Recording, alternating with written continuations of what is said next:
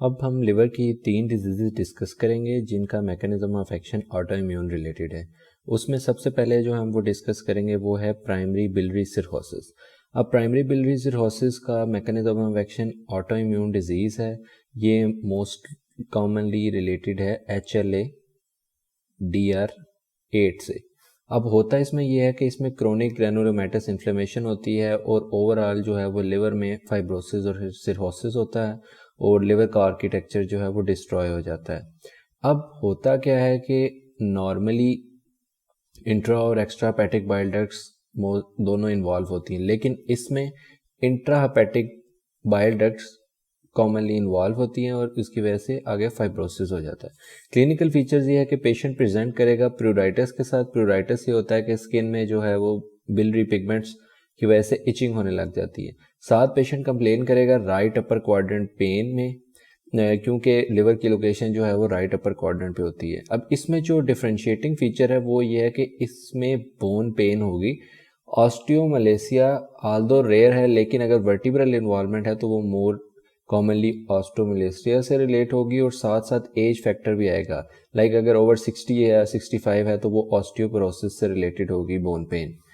अब इचिंग जो है वो बॉडी के किस एरिया पे मोर होगी? More commonly on the limbs. Examination जब आप करेंगे तो उसमें हमें दो चीज़ें नज़र आएंगी। एक तो ऑब्वियसली जनरल फटीग होगी और स्क्रैच मार्क्स जो हैं वो हमको लिम्स पे या फिर प्यूराइटिस की वजह से डिफरेंट बॉडी एरियाज पे स्क्रैच मार्क नज़र आएंगे। नेक्स्ट थिंग जो है वो है ज़ेंथिलिज्मा। अब ज़ेंथिलिज्मा ये होता है कि अगर ये आई और नोज़ का एरिया है तो यहाँ पे लिपिड डेपोजिशन की वजह से येलो स्पॉट्स बन जाते हैं और या फिर एक येलोइश एरिया ओवरऑल आपको नजर आता है, तो इसको कहते हैं ज़ेंथिलिज्मा और ये एसोसिएट है प्राइमरी बिलियरी सिरहोसिस से। नेक्स्ट थिंग ये है कि इसकी डायग्नोसिस कैसे करना है। इसका डायग्नोसिस जो है वो जो स्पेसिफिक इसके फीचर है वो है एंटी माइटोकॉन्ड्रियल एंटीबॉडी। अगर तो ये पॉजिटिव है तो इट्स प्राइमरी बिलियरी सिरहोसिस, इसमें कोई सेकंड थॉट नहीं है। साथ साथ ये है कि बिलियरी अपरेटस इन्वॉल्व है, अदर कोई साइन नहीं होगा बिलियरी ऑब्स्ट्रक्शन का। जब हम इसको अल्ट्रासाउंड या ERCP करेंगे तो हमें कोई बिलियरी ऑब्स्ट्रक्शन का साइन नहीं मिलेगा। तो बिलियरी इन्वॉल्वमेंट की वजह से ALP रेज होगा, AST ALT जो है वो आहिस्ता आहिस्ता सिरहोटिक फीचर्स की वजह से वो भी डिसफंक्शन आ जाएगा और GGT रेज करेगा।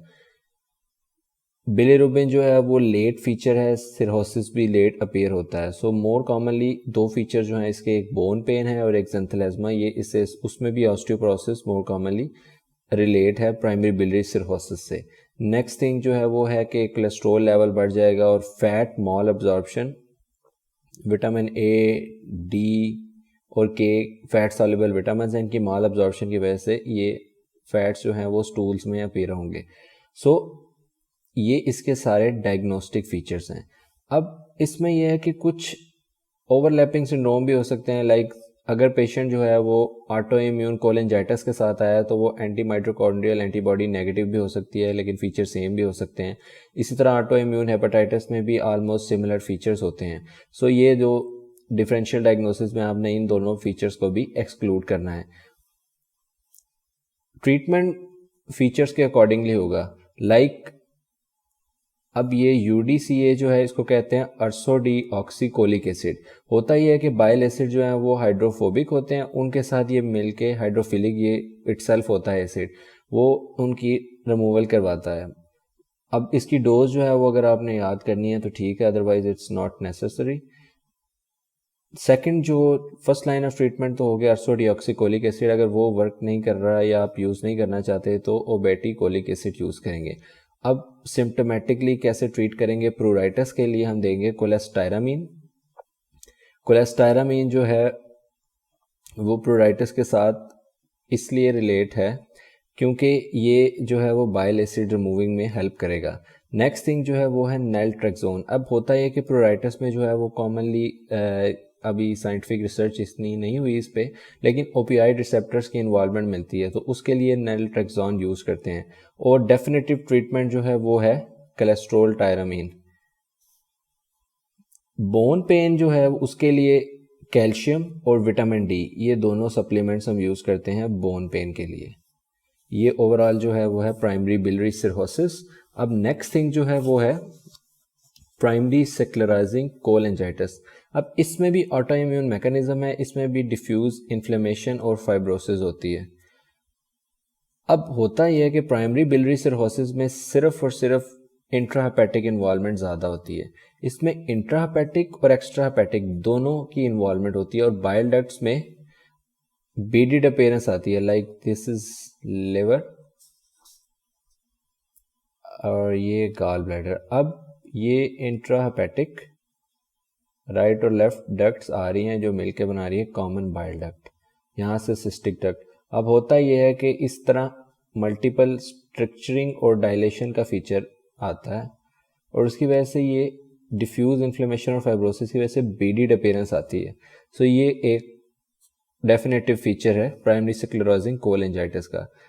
पैथोलॉजी इसकी भी वही है, ऑटो इम्यून है, B8 या DR3 दोनों में से कोई दोनों भी इन्वॉल्वमेंट हो सकती है ऑटो इम्यून रिलेटेड। अब इसमें जो याद करने वाली चीज़ है वो ये है कि ये अल्सरेटिव कोलाइटिस से मेनली रिलेट होता है, इन्फ्लेमेटरी बोवल डिजीज़ है वो भी ऑटो इम्यून होती है।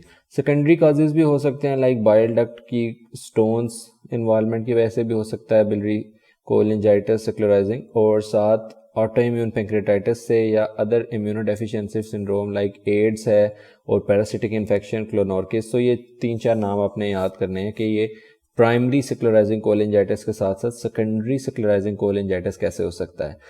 अब डिजीज एसोसिएशन इन सब की जितने भी ऑटो इम्यून है वो ऑटो इम्यून रिलेटेड होगी, like ulcerative colitis, Crohn disease, chronic pancreatitis में ऑटो इम्यून इन्वॉल्वमेंट है, ऑटो इम्यून पैंक्रेटाइटिस है या शोगरन सिंड्रोम, ये सारे ऑटो इम्यून रिलेटेड हैं। तो इनकी डिजीज एसोसिएशन जो है वो हमें मिलेगी प्राइमरी स्क्लेरोसिंग कोलेंजाइटिस या फिर प्राइमरी बिलियरी सिरहोसिस के साथ।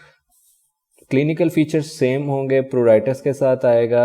पेशेंट जो है वो क्योंकि जो बिलियरी पिगमेंट्स हैं या बाइल एसिड्स, बाइल सॉल्ट्स, इनकी एक्सेसिव की वजह से स्किन डेपोजिशन की वजह से प्रूराइटिस और इचिंग होगी।